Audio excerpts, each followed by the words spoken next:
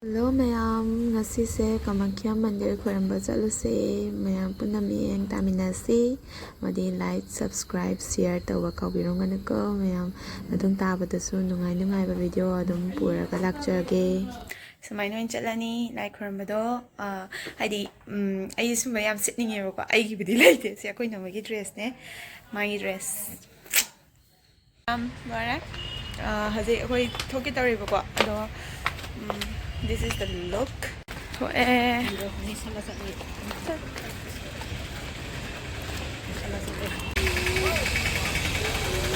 mamaga. O todo in jato ini. Pasang ka lugar. Kamu daratan mana? May party?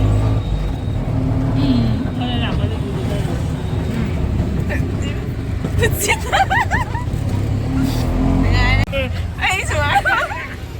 Makada. Wow. Kayak makada pa mi.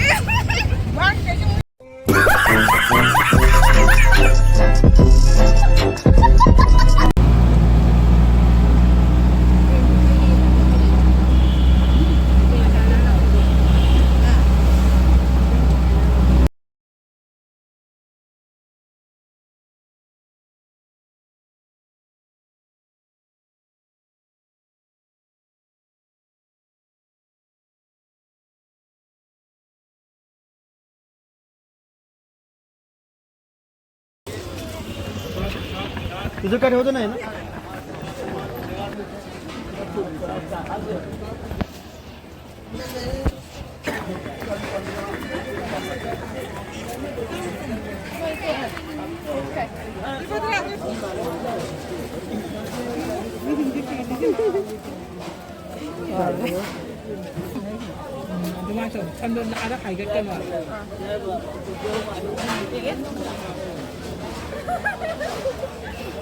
Namaste.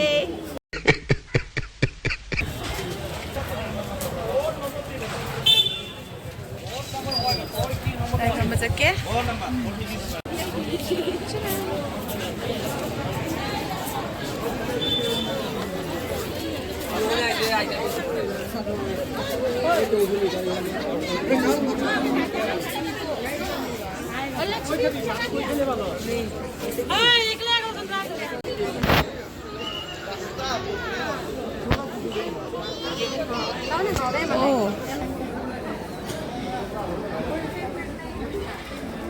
ini habis sepuniran ini mana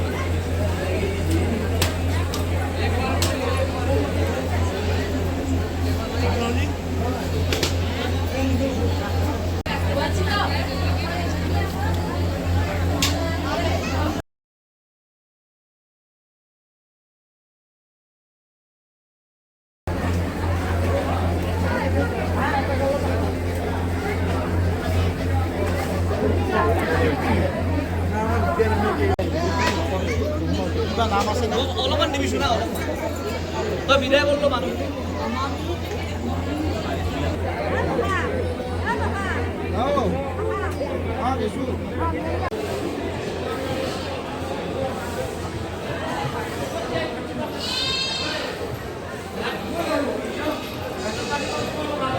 Em không để mỗi đời tôi sợ ai đụng tàu kìa. Mà ai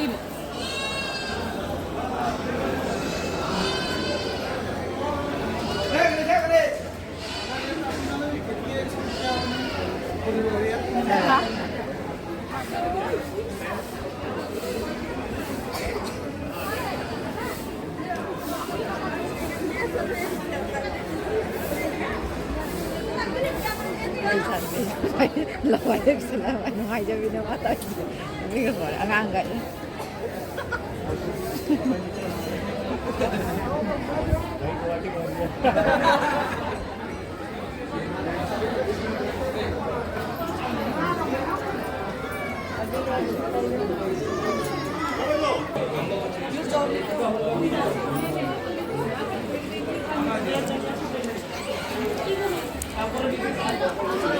ꯑꯩꯁꯨ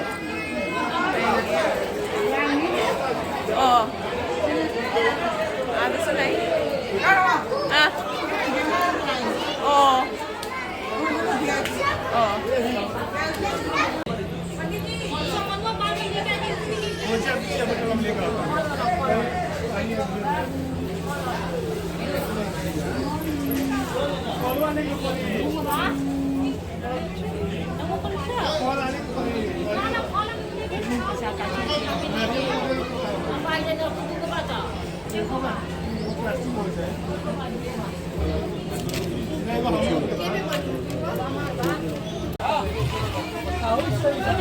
ꯂꯣꯏꯔꯦ ꯈꯣꯏꯔꯝ ꯂꯣꯏꯔꯒ ꯑꯣꯅꯦ ꯑꯣꯅꯦ ꯀꯧꯔꯤ ꯂꯣꯏꯔꯦ ꯃꯌꯥꯝ ꯈꯣꯏꯔꯝꯕ ꯑꯗꯨꯒ ꯊꯣꯛꯂꯛꯑꯦ ꯍꯧꯖꯤꯛ ꯑꯗꯨꯒ ꯃꯌꯥꯝ ꯚꯤꯗꯤꯑꯣꯁꯤ ꯅꯨꯡꯉꯥꯏꯕꯤꯔꯒꯗꯤ ꯂꯥꯏꯛ ꯇꯧꯕꯤꯔꯝꯃꯣ ꯁꯕꯁꯀ꯭ꯔꯥꯏꯕ ꯇꯧꯕꯤꯔꯝꯃꯣ ꯑꯗꯨꯒ ꯍꯣꯔꯦꯟ ꯀꯩꯅꯣ ꯇꯧꯔꯒ ꯍꯥꯏꯗꯤ ꯍꯣꯔꯦꯟꯅꯦ ꯑꯩ ꯑꯇꯣꯞꯄꯗꯁꯨ ꯆꯠꯄ ꯌꯥꯏꯑꯕꯀꯣ ꯆꯥꯛ ꯆꯥꯕ ꯆꯠꯂꯦ ꯇꯣꯀꯟ ꯂꯧꯔꯦ ꯑꯗꯨꯒ ꯁꯤꯗ ꯆꯥꯛ ꯆꯥꯒꯦ ꯇꯧꯔꯤ ꯃꯤ ꯃꯌꯥꯝ ꯂꯦꯞ ꯂꯦꯞꯄ ꯆꯥꯔꯤ ꯑꯩꯈꯣꯏꯁꯨ ꯆꯥꯗꯣꯏꯅꯦ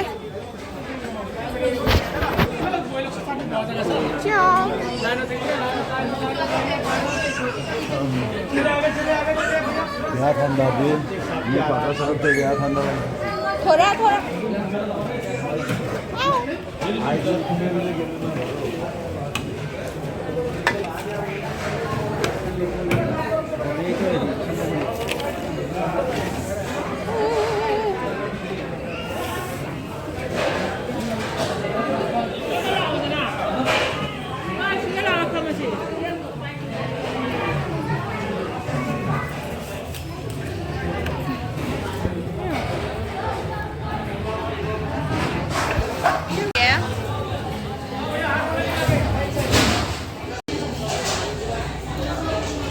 ꯃꯣꯏ ꯑꯍꯨꯝꯃꯛ ꯆꯠꯈꯔꯦ ꯃꯄꯥꯟꯗ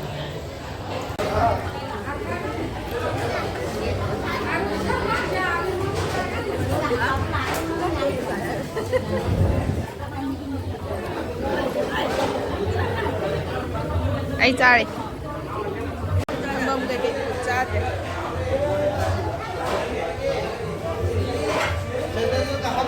ꯊꯝꯕꯝ ꯀꯩꯀꯩ ꯆꯥꯗꯦ ꯑꯗꯨꯅ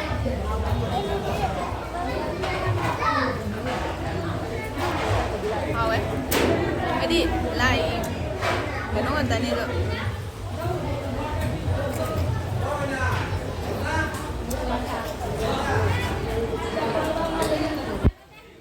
Oh my god.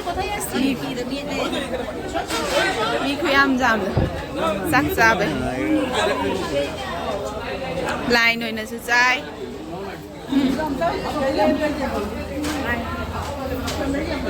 Unlimited ni mi.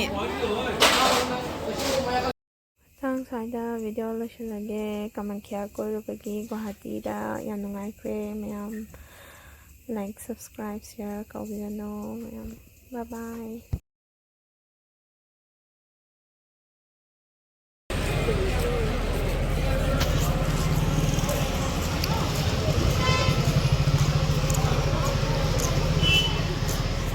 Amo.